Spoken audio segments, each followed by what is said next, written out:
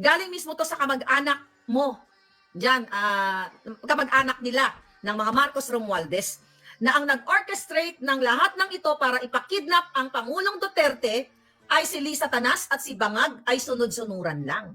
Ang kadahilanan ng kaputahan ni Lisa na nagpunta dito sa Amerika, according to our source, ato ay mga palabas lamang na siya ay merong working visit dito. Pero yung pala in preparation, according to our source, na siya ay natatakot na kapag ginawa nila, na si Destin, talagang ano siya focus siya na gawin ang pagpakidnap kay Pangulong Duterte. Alright, bigyan natin itong mensahe sa atin. So yun nga, takot na takot siya, okay, na ayaw niya daw, sabi niya, ayaw niyang nasa Pilipinas siya kasi takot siya na magkaroon nga ng revolusyon. Pero daw si Tamba at si Bangag, medyo may alinlangan pa kasi hindi nila matansya kung ano yung magiging impact ng tao. At nakikita nyo ngayon yung mga tao lumalabas na. So nandito na siya, bit-bit ang pera ninyo.